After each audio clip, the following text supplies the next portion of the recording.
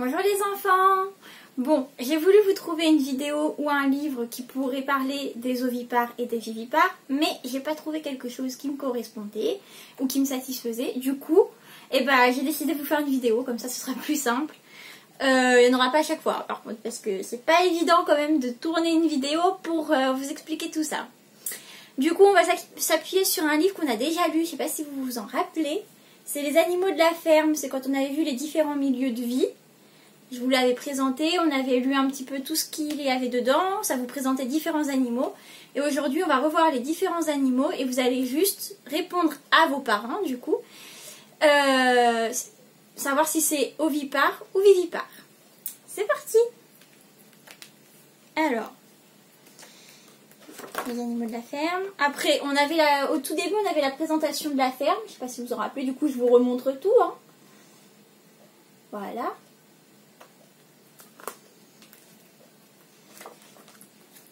Et on commence par les poules. Alors ça, c'est très facile. On l'a vu plusieurs fois dans les exercices que je vous ai proposés. Les poules, est-ce que c'est vivipare ou ovipare? La question à se poser avant tout, c'est est-ce qu'une poule pond des œufs ou est-ce qu'elle a un bébé dans le ventre? C'est assez facile. Alors, as-tu trouvé la bonne réponse? La poule est en effet ovipare. Elle pond des œufs comme on vous le montre ici. Elle les couve et hop, ils éclosent.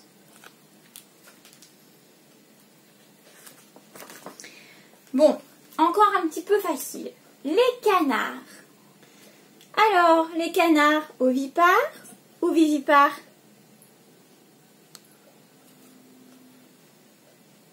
Exact. Les canards sont des ovipares. Ils pondent des œufs. Les poussins sont d'abord, les canetons, vivent d'abord dans des œufs. Puis, ça éclot et ils rejoignent leur maman. Les dindons, ovipares ou vivipares? Alors? Eh oui, les dindons sont des ovipares. On a le dindon, la dinde et du coup les dindonneaux, je crois. Les dindonneaux pour les enfants, enfin les bébés. Alors, les lapins, à votre avis, est-ce que les lapins naissent dans des œufs ou est-ce qu'ils vivent dans le ventre de leur maman au début? Donc, est-ce qu'ils sont ovipares ou vivipares? Exact. Les lapins ne pondent pas d'œufs. C'est la lapine qui garde les bébés dans son ventre.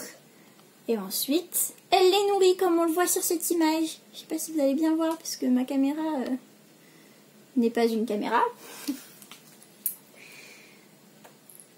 Par conséquent, je ne sais pas si je l'ai dit, les lapins sont des vivipares.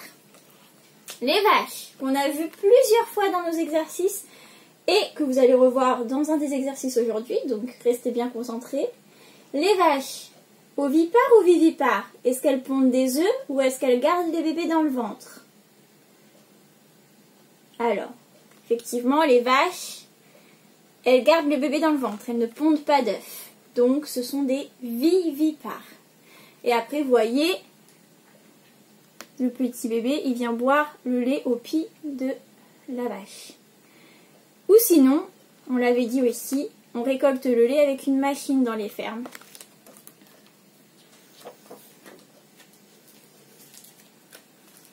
Les cochons, pas facile à dire. Les cochons, vivipares ou ovipares? Est-ce qu'ils pondent des œufs ou est-ce qu'ils gardent les bébés dans le ventre? Non.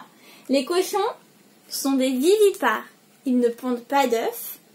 C'est la maman qui garde les bébés dans le ventre. Et ensuite, vous voyez, ici, hop, ils se bagarrent tous pour venir boire le lait.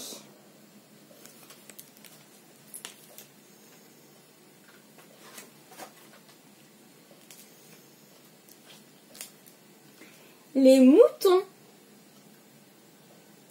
Alors, les moutons, vivipares ou ovipares? Est-ce qu'on a déjà vu un agneau naître dans un œuf?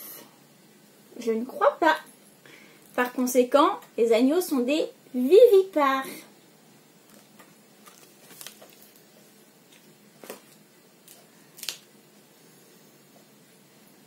Alors non, après c'est fini. Après c'est fini, voilà. J'espère que cette vidéo vous aura plu et j'espère surtout que les enfants, vous avez trouvé les bonnes réponses. Allez, à bientôt!